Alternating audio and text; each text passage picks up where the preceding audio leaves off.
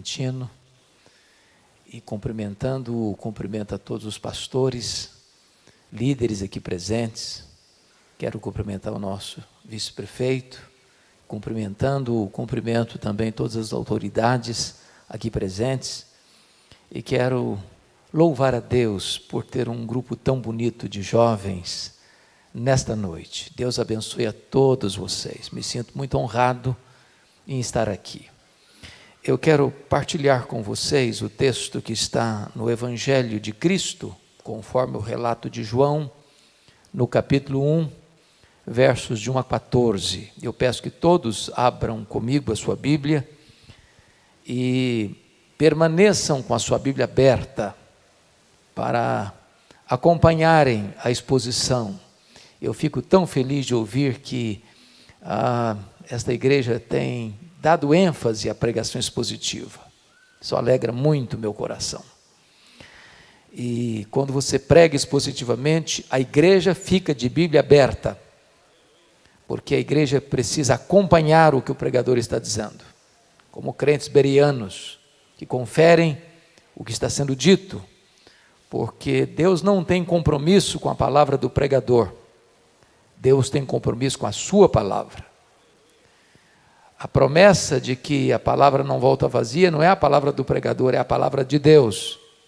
É preciso que o pregador pregue a palavra, e que bom que é assim. Então abra sua Bíblia comigo em João 1.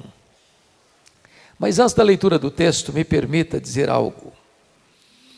É conhecido de todos vocês que o Evangelho de João é a obra literária mais importante da história da humanidade. Nenhuma obra jamais foi tão traduzida para outros idiomas e tão largamente distribuída no mundo do que o Evangelho de João. Já passam de 4 bilhões de exemplares. O Evangelho de João foi escrito quando os demais evangelhos, os chamados sinóticos, já estavam circulando na igreja há mais de 20 anos. O Evangelho de João foi escrito quando os apóstolos, todos, já estavam mortos, e mortos pelo viés do martírio. João era o último representante do grupo apostólico. O Evangelho de João foi escrito no final do primeiro século, para defender a fé cristã de um ataque frontal ao cristianismo, uma heresia perniciosa chamada de gnosticismo, que era uma espécie de casamento espúrio entre a fé judaica e a filosofia grega. Os gregos, por crerem no chamado dualismo, matéria má e espírito bom, negavam 3 doutrinas essenciais do cristianismo, quais sejam a criação, a encarnação e a ressurreição. Os gregos não acreditavam na divindade de Cristo, porque eles pensavam, se ele tinha um corpo físico, material, e ele tinha, e se para eles a matéria era essencialmente má, então eles pensavam, Jesus não podia ser essencialmente bom. Se ele não podia ser essencialmente bom, ele não podia ser Deus. Logo começa-se a negar a divindade de Cristo no final do primeiro século. E João escreve este evangelho para provar uma tese. Qual tese? Jesus Cristo é verdadeiramente Deus, sem deixar de ser verdadeiramente homem. Ele não deixou de ser Deus ao encarnar-se, nem deixou de ser homem ao retornar para o céu como Deus. Agora, na introdução deste evangelho, João vai como que abrir as cortinas da eternidade, vai acender as luzes no palco da história e vai nos revelar Jesus. E ele nos revela Jesus assim: no princípio era o Verbo, e o Verbo estava com Deus, e o Verbo era Deus. Ele estava no princípio com Deus. Todas as coisas foram feitas por intermédio dele, e sem ele nada do que foi feito se fez. A vida estava nele, e a vida era a luz dos homens. A luz resplandece nas trevas, e as trevas não prevaleceram contra ela. Houve um homem enviado por Deus, cujo nome era João. Este veio para testificar a respeito da luz, a fim de todos virem a crer por intermédio dele. Ele não era a luz, mas veio para testificar da luz, a saber, a verdadeira luz que vinda ao mundo ilumina todo homem. O Verbo estava no mundo. O mundo foi feito por intermédio dele, mas o mundo não o conheceu. Veio para o que era seu, e os seus não o receberam. Mas a todos quantos o receberam, deu-lhes o poder de serem feitos filhos de Deus, a saber, aos que creem no seu nome, os quais não nasceram do sangue, nem da vontade da carne, nem da vontade do homem, mas de Deus. E o Verbo se fez carne e habitou entre nós, cheio de graça e de verdade, e vimos a sua glória, glória como do unigênito do Pai. Amém. Quando João abre as cortinas da eternidade, para revelar-nos Jesus, ele quase nos tira o fôlego, já de início, quando ele diz, no princípio era o Verbo. Todos vocês sabem que o verbo ser aí, não está no pretérito perfeito. Ele não diz que no princípio foi o verbo, mas está no pretérito imperfeito. No princípio era o verbo. Isso significa que quando tudo teve um princípio, e a Bíblia diz que no princípio criou Deus os céus e a terra, o verbo já existia.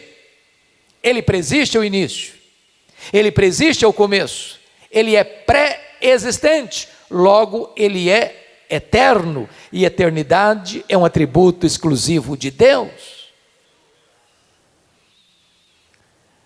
Você e eu entendemos um pouquinho de tempo, de eternidade não. E eu explico. Em 1978 eu li um livro difícil de ler, necessário de ser lido, As Categorias de Aristóteles. E o pensador grego diz que você só compreende algumas verdades dentro de categorias humanas, de tempo, de espaço, de tamanho. Eu compreendo um pouco de tempo. Por exemplo, se eu lhe perguntar, se você tirar um dia de 1 milhão de anos, você não tem mais 1 milhão de anos, tem? Não. Mas se eu lhe perguntar, e se você tirar 1 milhão de anos da eternidade, quanto lhe resta? A eternidade. E se você subtrair 1 bilhão de anos da eternidade, quanto sobra? A eternidade. Logo, eternidade não é tempo. Logo, você e eu não entendemos bem o que é eternidade. Sabe por quê? Porque eternidade é um atributo exclusivo de Deus, e o Verbo é eterno. João prossegue e diz que ele estava, notem comigo, e o Verbo estava com Deus. Essa expressão na língua grega significa que ele estava face a face com Deus. Ora, se Deus é um ser pessoal e Deus se o Verbo estava face a face com Deus, logo o Verbo não é um ser impessoal, como pensavam os gregos, mas um ser pessoal, da mesma essência, da mesma substância de Deus. Nas palavras do credo niceno, Deus de Deus, luz de luz, coigual, coeterno e consubstancial com o Pai. E João termina assim, e o Verbo era Deus. Não ser inferior a Deus, como pensara Ário de Alexandria, não ser apenas superior aos anjos, mas um ser da mesma essência, tendo os mesmos atributos e realizando as mesmas obras.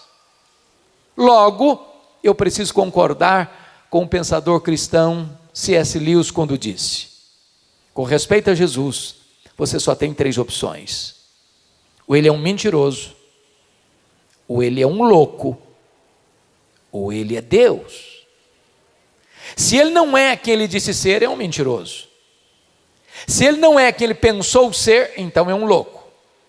Mas se ele é quem ele disse ser, bom, então ele é Deus. Porque foi ele quem disse, quem me vê a mim, vê o Pai. Eu e o Pai somos um. Só nos resta fazer o que Tomé fez, prostrarmos-nos aos seus pés e dizer, Senhor meu e Deus meu. Então João começa dizendo que o Verbo é eterno, que o Verbo é pessoal e que o Verbo é divino. No verso 2 ele diz que o verbo estava no princípio com Deus. Que princípio? No princípio criou Deus os céus e a terra. Quando os céus e a terra foram criados, o verbo estava lá. Mas não estava lá passivamente, porque o verso 3 nos informa: todas as coisas foram feitas por intermédio dele, e sem ele nada do que foi feito se fez. Isso é espantoso, porque isso nos leva a 4 verdades inevitáveis. Primeira, a matéria não é eterna, como pensavam os gregos. A matéria foi criada. Eterno, só Deus o é. Este mundo veio à existência porque o verbo trouxe à existência o que não existia. Tudo foi criado pela palavra do seu poder. Segunda conclusão: este mundo não veio à existência por geração espontânea. A teoria da geração espontânea não está calçada na verdade. Me perdoe da expressão. Esse mundo não pariu a si mesmo. Esse mundo não deu à luz a si mesmo. Esse mundo não surgiu de moto próprio. Ele foi criado, e criado pelo nosso glorioso Redentor.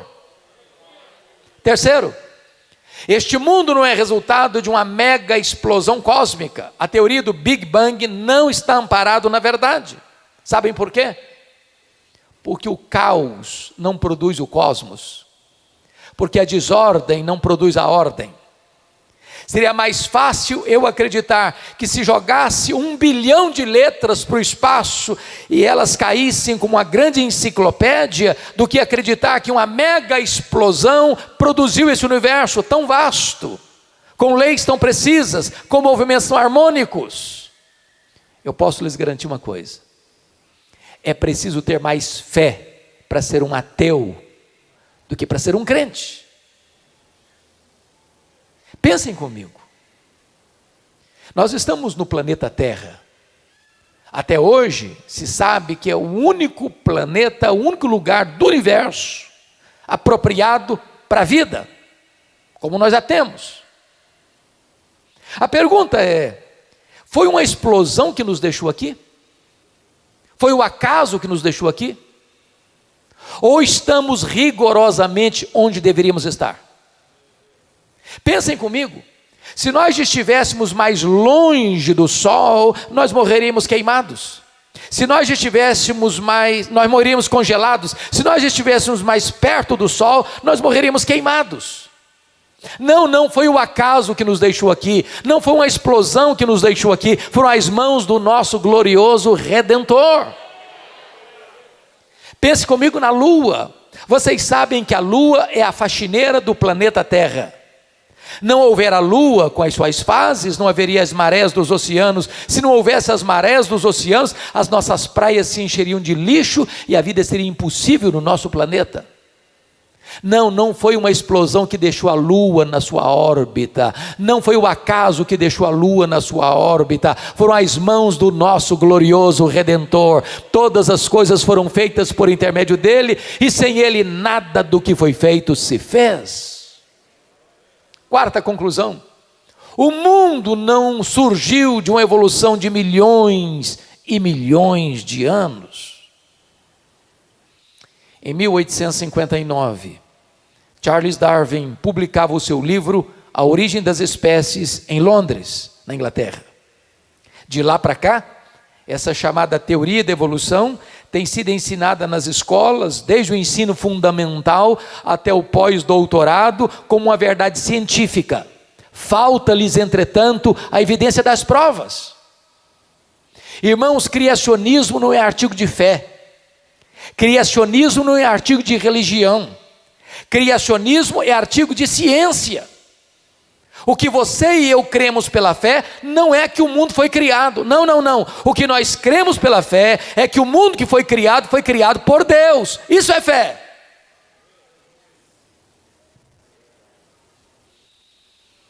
Portanto, a coisa mais importante para você e para mim nesta noite festiva, rapaz, moça, jovem, é você compreender quão grande é o seu glorioso Redentor. quão magnífico Ele é, quão glorioso Ele é, quão digno de honra e de glória Ele é. Quando o profeta Isaías estava pensando na majestade de Deus, e ele está falando do Messias, está falando do Verbo, está falando de Jesus, ele diz que este é aquele que mede as águas na concha da sua mão. Pense comigo no Pacífico, no Atlântico, no Índico, no Mediterrâneo, nos mares, nos rios. Vá aqui no Atlântico e tente esvaziá-lo com um baldinho, veja quanto tempo você vai levar. Pois o seu glorioso Redentor mede as águas na concha da sua mão. O seu glorioso Redentor pesa o pó das montanhas em balança de precisão. O seu glorioso Redentor mede os céus a palmos. O seu glorioso Redentor espalha as estrelas no firmamento, e por ser forte em força e grande em poder, quando as chama pelo nome, nenhuma só delas vem a faltar. O seu glorioso Redentor olha para as grandes potências econômicas e militares da terra e considera todas essas nações como um pingo que cai num balde, como um pó numa balança de precisão. Este é o seu glorioso Redentor. Agora pergunte para um astrônomo: qual é o tamanho desse universo que o seu glorioso Redentor mediu a palmos? Pergunte. Sabe qual é a resposta dele? Honesta: eu não sei. Nenhum homem, por mais robusto que seja o seu conhecimento, é capaz de afirmar categoricamente qual é o exato tamanho do universo. Mas você e eu sabemos de uma coisa: é que o universo não é infinito, porque a infinitude é um atributo exclusivo de Deus. O que os cientistas já sabem e afirmam é que o nosso universo tem mais de 93 bilhões de anos-luz de diâmetro. E o que significa isso? Significa que se você voar à velocidade da luz, 300 mil quilômetros por segundo, nessa velocidade, você demoraria mais de 93 bilhões de anos para ir de uma extremidade à outra do universo. Pois não há um centímetro desse universo onde Jesus, o nosso glorioso Redentor, não possa dizer: eu criei isso aqui, eu sou dono disso aqui, eu sou o Senhor disso aqui. Este é o nosso glorioso Redentor. Pergunte a um astrônomo quantas estrelas existem. Sabe qual é a resposta dele? Eu não sei. O que eles sabem e afirmam é que há mais estrelas no firmamento do que todos os grãos de areia de todas as praias e desertos do nosso planeta. Vá um dia à praia, encha a concha da sua mão de areia, leve para casa, bote numa tábua de vidro, como esta mesa aqui, como esse púlpito aqui, e tenha paciência de contar quantos grãos de areia você consegue botar na concha da sua mão. Pois há mais estrelas no firmamento que todos os grãos de areia de todas as praias e todos os desertos do nosso planeta. Mas o seu glorioso Redentor não apenas criou todas elas, ele batizou cada uma delas pelo nome. E por ser forte em força e grande em poder, quando as chama pelo nome, nenhuma só delas vem a faltar. Este é o nosso glorioso Redentor. Todas as coisas foram feitas por intermédio dele, e sem ele nada do que foi feito se fez. Até o século passado, todos nós estávamos boquiabertos com a grandeza majestosa do macro-universo. Do século XX para cá, nós já estamos pasmos com a grandeza insondável do micro-universo. Se você pegar uma folha, por mais tenra que ela seja, ela é mais complexa do que a cidade de Guarulhos. Se você pegar um ovo na geladeira e quebrá-lo, aquela gema é mais complexa do que qualquer máquina que o homem jamais inventou. Dr. John Wilson, catedrático de Harvard, uma das maiores autoridades em oftalmologia no mundo, diz que você e eu temos em torno de 10 milhões de fios duplos encapados em cada um dos nossos olhos, e se não for assim, haveria um curto-circuito e nós ficaríamos cegos. Dr. Marshall Nirenberg, prêmio Nobel de Biologia, fez uma das mais fantásticas descobertas no século passado. Ele descobriu que você e eu somos um ser programado geneticamente, computadorizadamente programados. Ele descobriu que você e eu temos mais de 60 trilhões de células vivas no nosso corpo. Ele descobriu mais que em cada uma dessas células você tem 1,70 m de fita DNA, onde estão gravados e computadorizados todos os seus dados genéticos, a cor dos seus olhos, a cor da sua pele e o seu temperamento. Se você espichar a fita DNA do seu corpo, você terá 102 trilhões de metros de fita DNA, você terá 102 bilhões de quilômetros de fita DNA no seu corpo. Daria para dar diversas voltas no sistema planetário. Mais tarde o Dr. Lowe vai afirmar que códigos de vida não se originam espontaneamente, códigos de vida não se originam de uma evolução de milhões e milhões de anos. Códigos de vida foram plantados em você pelo Deus Todo-Poderoso, Criador dos céus e da terra, e este é o nosso glorioso Redentor. Todas as coisas foram feitas por intermédio dele, e sem ele nada do que foi feito se fez. Quando chega no verso 4, João quase nos tira o fôlego de novo, porque ele diz assim: a vida estava nele, e a vida era a luz dos homens. Sabe o que significa isso? Tudo que existe, anjos, homens, animais, universo, enfim, só tem vida porque recebeu vida dele. Mas ele é autoexistente. Alguém pergunta: mas quem criou Deus? Resposta: ninguém. Ele não foi criado, ele é o Criador. Alguém pergunta: mas quando ele passou a existir? Resposta: não, ele não passou a existir, ele é eterno, ele é o Pai da eternidade. O simples fato de você e eu estarmos aqui nesta noite é prova que ele existe, porque a Bíblia diz que nele vivemos, nos movemos e existimos. Ele quem nos dá a vida, a respiração e tudo mais. Mas ele é a luz que ilumina todo homem, e a Bíblia diz que a luz resplandece nas trevas, e as trevas não prevalecerão contra ela.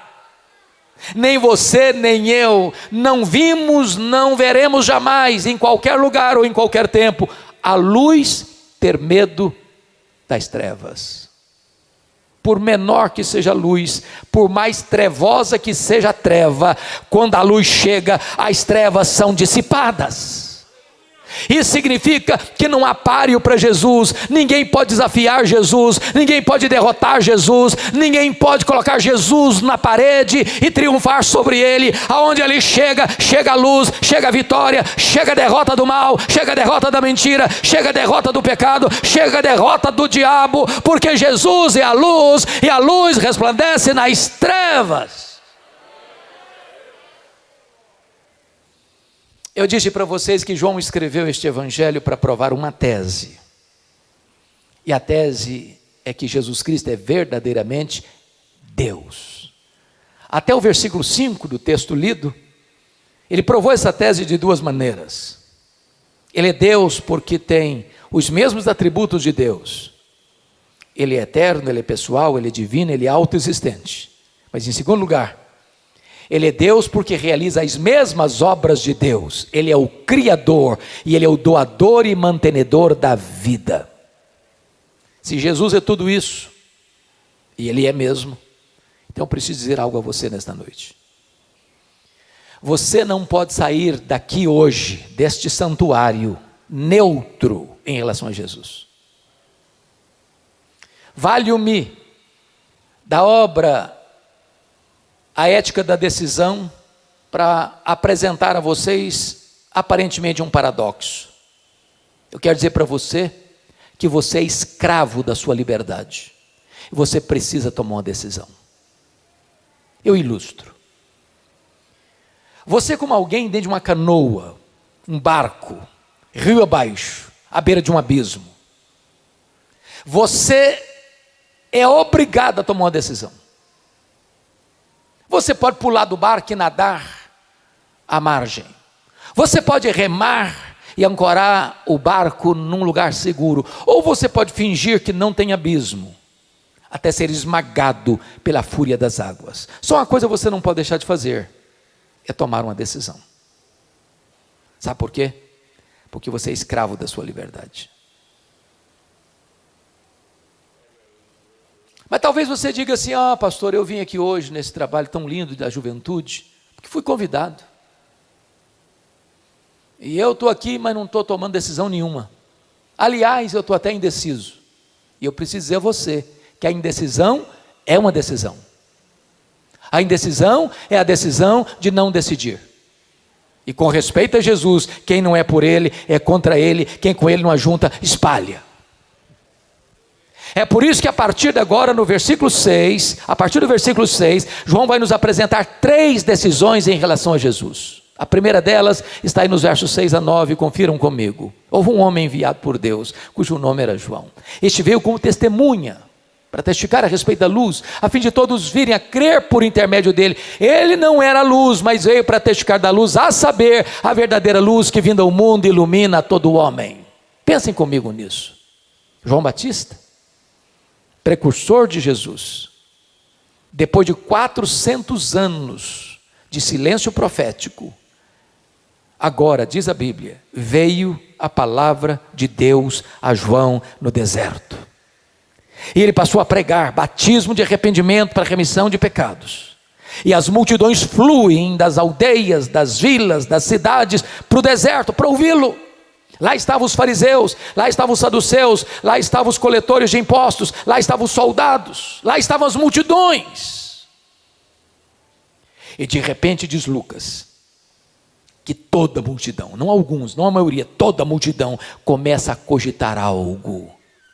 E esta cogitação se transforma numa pergunta, e esta pergunta, como a voz sedosa e aveludada da serpente, beija os ouvidos de João Batista com uma pergunta tentadora. E a pergunta era esta: porventura, tu não és o próprio Cristo?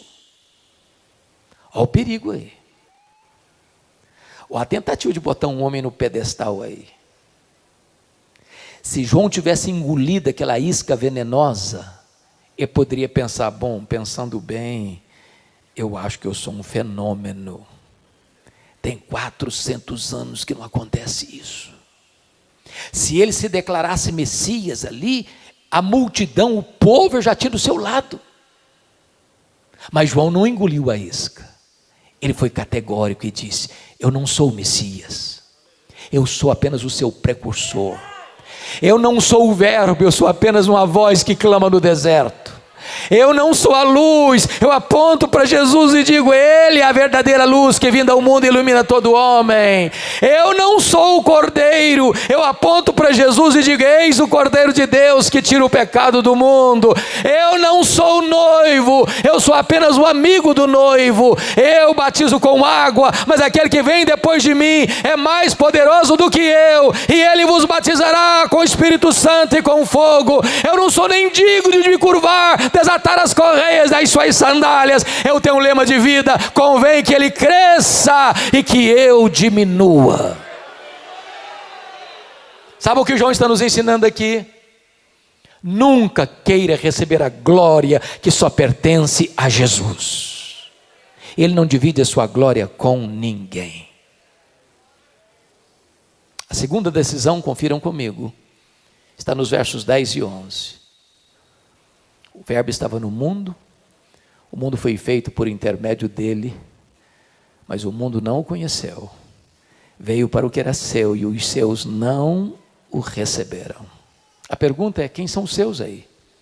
E a resposta é: o povo de Israel, o povo da aliança, o povo da promessa. Mas por que não o receberam? Por falta de luz? Não. Por falta de olhos. Por falta de evidências? Não. Por falta de fé. Irmãos, todo o Velho Testamento foi uma preparação para a vinda de Jesus. Os patriarcas falaram dele, os profetas apontaram para ele. Ele foi anunciado desde o Éden.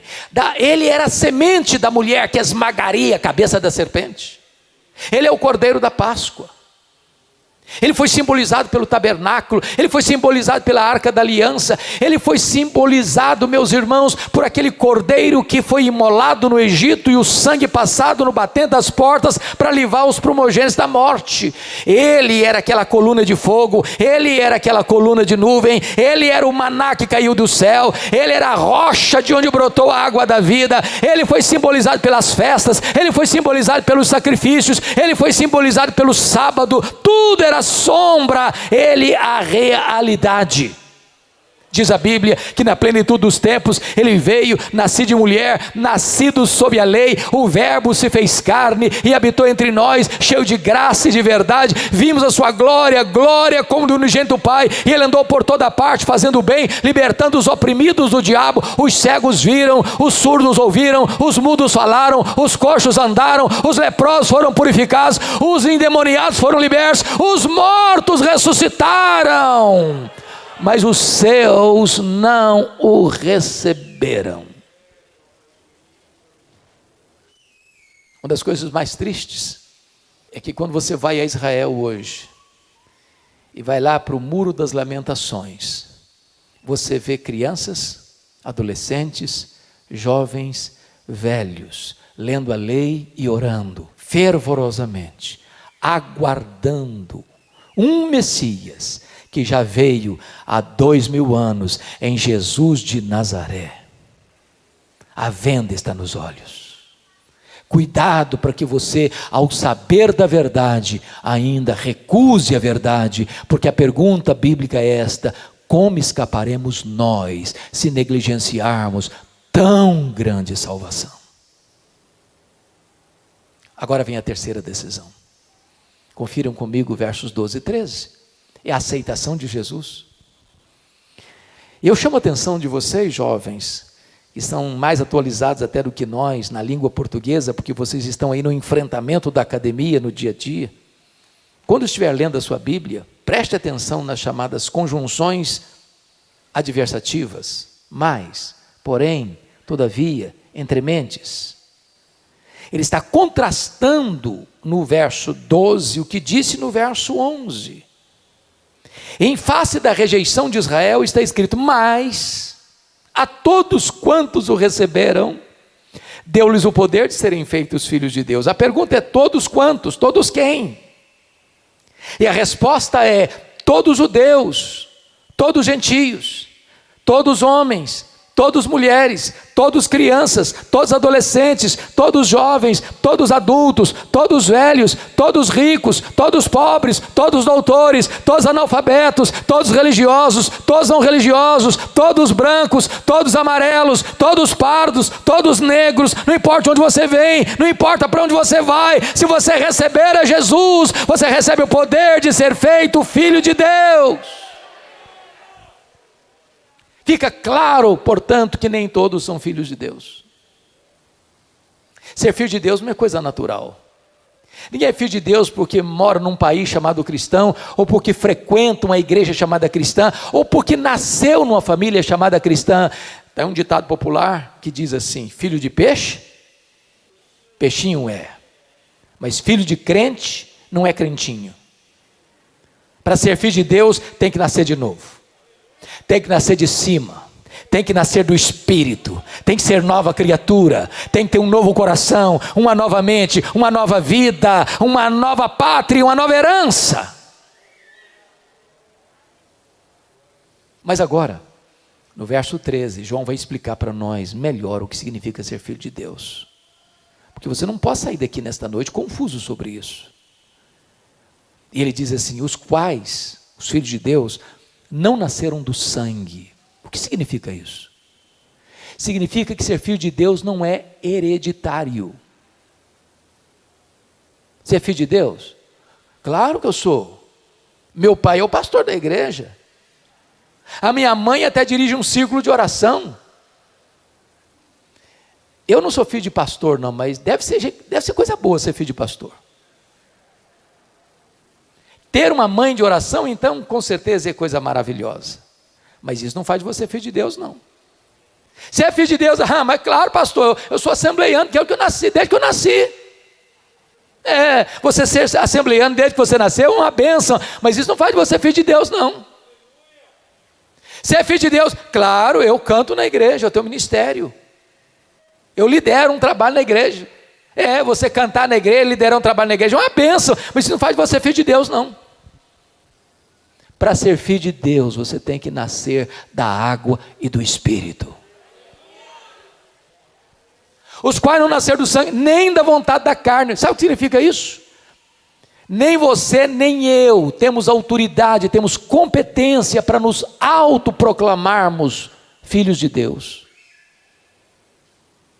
Pense comigo, você saindo desse trânsito complicado da grande São Paulo, num dia de feriado, indo para um campo gostoso, de arvoredos verdejantes, de grama farfalhante pelo soprar do vento, aquelas flores policromáticas mimosas, o passareda a voar, as borboletas enchendo de cores o espaço, o regato deslizando mansamente por entre as pedras, aquela brisa gostosa tocando o seu rosto, e de repente você diz assim: que delícia!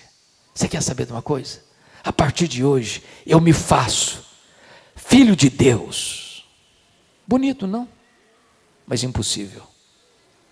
Você não tem essa competência, eu não tenho essa competência. A salvação não está na mão do homem, a salvação não está nem na mão da igreja, a salvação está na mão de Deus. Só Deus pode fazer de você seu filho. Terceiro, os quais não nasceram do sangue, nem da vontade da carne, nem da vontade do homem. Sabe o que significa isso? Nenhum ser humano, por mais importante que seja na história, tem capacidade e poder para dizer para você: seja filho de Deus. Nem os patriarcas, nem os profetas, nem os apóstolos, nem os pais da igreja, nem os reformadores, nem os avivalistas, nem Paulo, nem Pedro, nem Maria, nem o Papa, nem o sacerdote, nem o pastor, nem o bispo, nem o missionário, nem a igreja, nem um concílio eclesiástico tem esse poder. Só o próprio Deus pode fazer de você seu filho, e a única condição que Ele exige, toda a condição que Ele exige, é você receber a Jesus Cristo como seu Salvador e como seu Senhor. Agora João nos leva para o último versículo, versículo 14, está escrito: e o verbo se fez carne e habitou entre nós, cheio de graça e de verdade, e vimos a sua glória, glória como do unigênito do Pai. Atanásio, que lá em 325 derrotou as teses heréticas de Ário no concílio de Nicéia, escreveu um livro sobre encarnação e está em português, você pode ler. Encarnação. E ele disse que a encarnação do verbo é o maior mistério do cristianismo. E é mesmo, se não vejamos. O que está escrito aí? E o verbo se fez carne.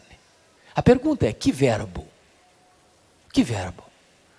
E a resposta é: o verbo eterno, o verbo pessoal, o verbo divino, o verbo autoexistente, o verbo criador, o verbo doador da vida, o verbo que é a verdadeira luz que vinda ao mundo ilumina todo homem, o verbo que é Deus, infinito, imenso, imutável, onipotente, onipresente, onisciente, transcendente, soberano, que nem os céus dos céus pode contê-lo. E agora diz o apóstolo Paulo que ele a si mesmo se esvaziou. Ele não foi esvaziado, ele se esvaziou. Agora pense comigo, se nem os céus dos céus pode contê-lo, ele vai se esvaziando, ele vai se esvaziando, ele vai se esvaziando, ele vai se esvaziando, ele vai se esvaziando, a ponto de se transformar num zigoto, num embrião, num feto, num bebê que nasce de uma virgem, enfaixado em panos e deitado numa manjedoura.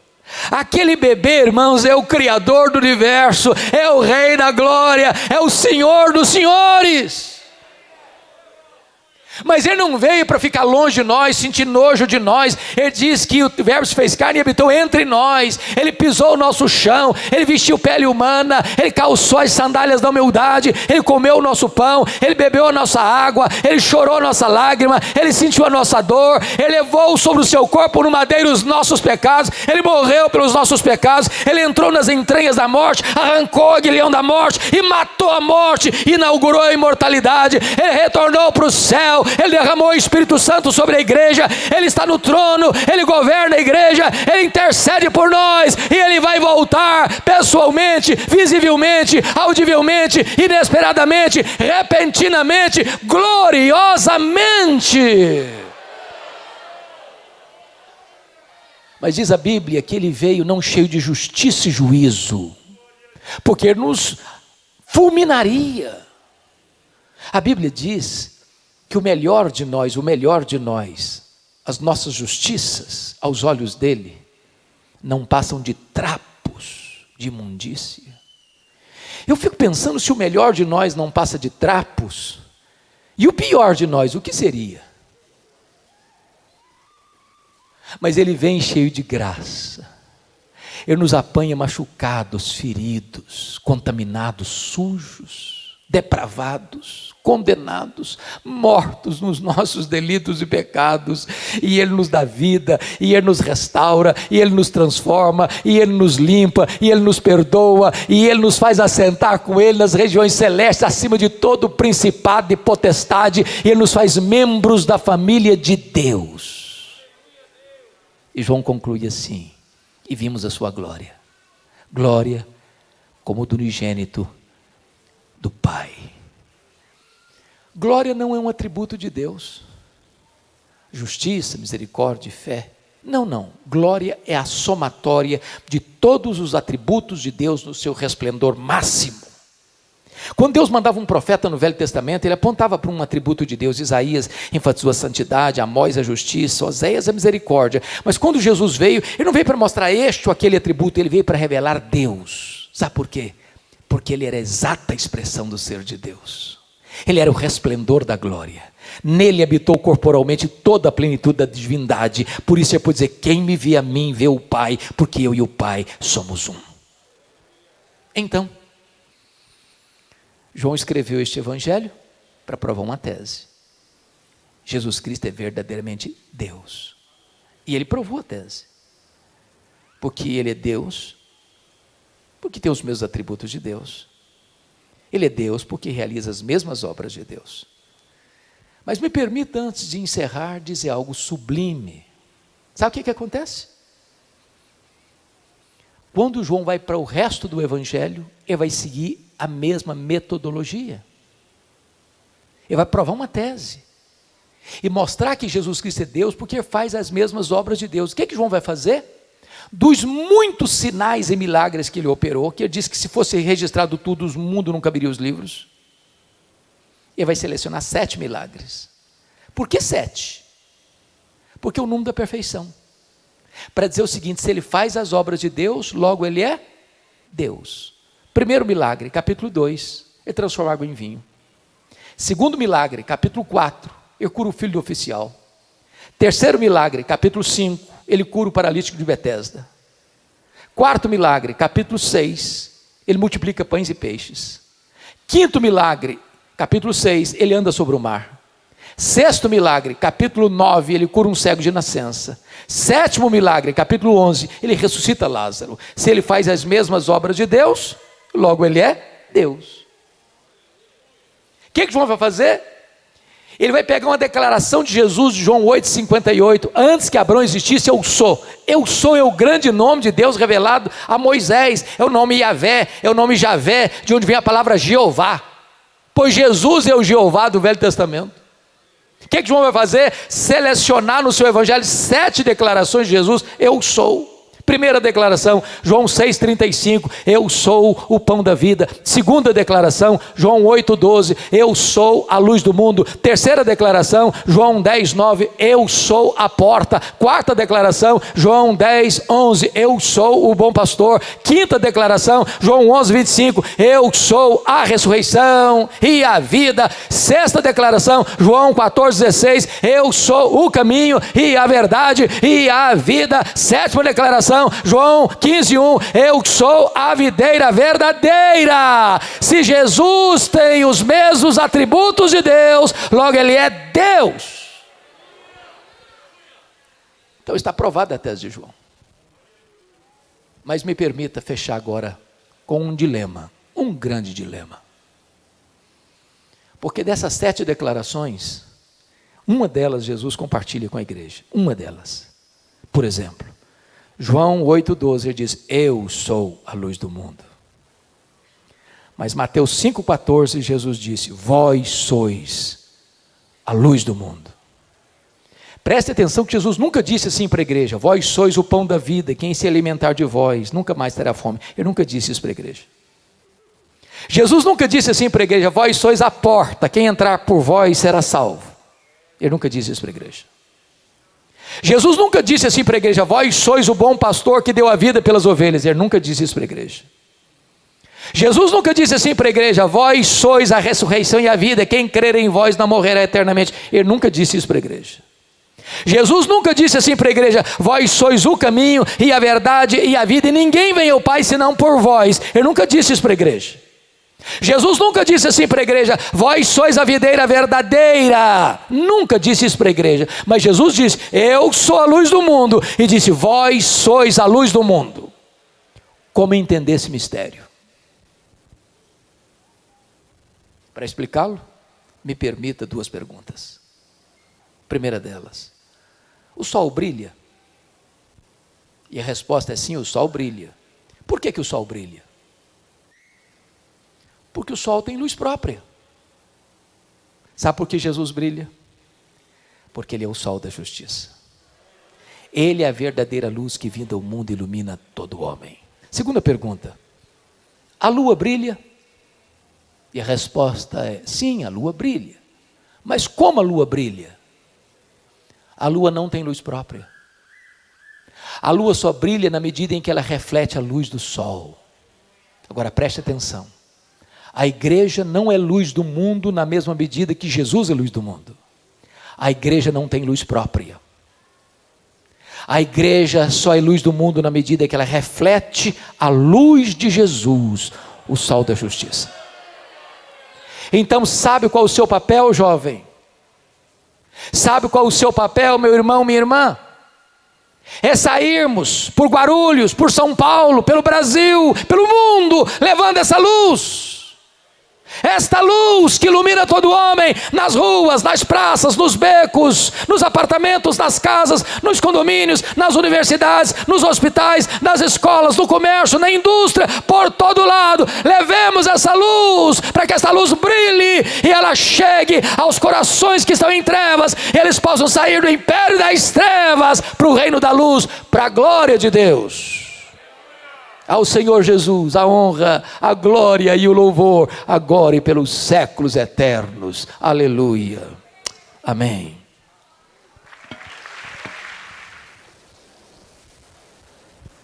A parte mais difícil está sendo a minha, de fazer o encerramento desse grande culto, desse grande encontro, né? Mas o tema de hoje foi maravilhoso. Conhecereis a verdade, e a verdade vos libertará. O que nós ouvimos hoje, prezados e queridos irmãos, isso vai ficar marcado no nosso coração. Nós vamos dormir pensando e agradecendo a Deus por tudo que nós ouvimos esta noite.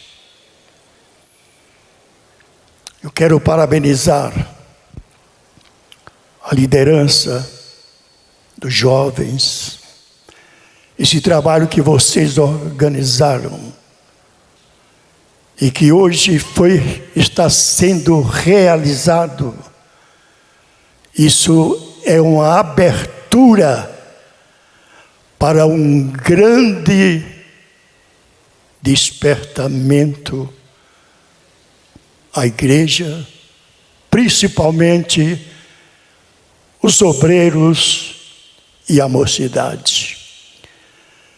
Nós temos orado pelas madrugadas em favor da nossa mocidade, as crianças, os adolescentes e os adultos. E hoje eu estou sentindo que Deus tem ouvido as nossas orações. Vamos continuar orando, vamos continuar pedindo a Deus que nos alegre cada dia e nos dê graça. Eu quero agradecer aqui ao nosso pastor que nos trouxe essa mensagem tão boa, a expressão de João Batista. Foi muito importante. E domingo, amanhã, os trabalhos são normais. Escola, à noite um grande culto. E eu conto com a cooperação de toda a mocidade da sede, de todos os obreiros, para estarmos aqui domingo à noite, agradecendo a Deus pelo que Ele tem feito pela igreja aqui de Guarulhos. Eu quero agradecer o pastor. Que Deus abençoe, meu amigo. Que Deus continue contigo. Que Deus continue te usando. Um instrumento importante para a igreja no Brasil e em outros países. E olhando para você, eu faço menção do Dr. Shed. Você e o Shed, nós tiramos o chapéu. O Shed já foi, mas você vai continuar conosco, tá? Por muito tempo. Muito obrigado, igreja. Vamos nos colocar em pé. Vamos agradecer a Deus por esse culto. Eu acredito que foi gravado esse culto, não foi? Cadê você ali? Eu acredito que foi gravado e nós vamos, não é? Eu preciso dessa mensagem gravada. Eu acredito. Cadê o rapaz do... Ah, está ali. Foi gravado? Está certo.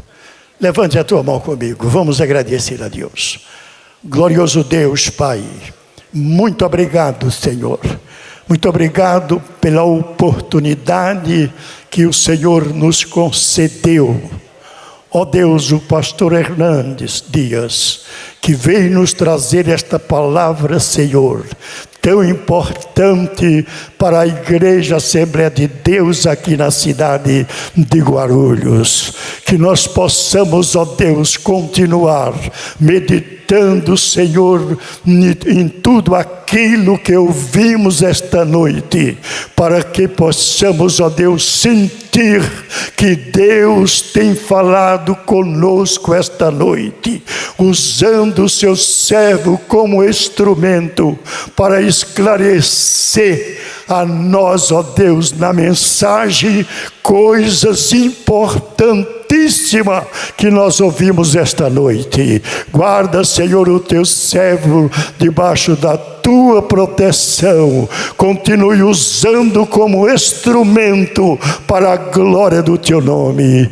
E agora, Senhor, que chegamos ao encerramento deste culto, eu quero te agradecer, Senhor, por toda a mocidade, por todos os obreiros que aqui estão presentes. Ó Deus, continue nos abençoando, nos despertando, nos dando graça para continuar evangelizando e falando da grandeza do Verbo que se fez carne e habitou entre os homens. Que Deus nos abençoe, que Deus nos dê uma noite de repouso, que Deus nos leve em paz aos nossos lares, que Deus nos dê uma noite de descanso.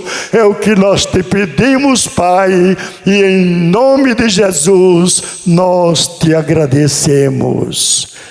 Que o amor de Deus, o nosso Pai, a graça de nosso Senhor e Salvador Jesus Cristo, a comunhão e as consolações do Espírito Santo, seja com a igreja, agora e para sempre. Todos digam amém, Jesus. Que Deus nos leve em paz. Muito obrigado.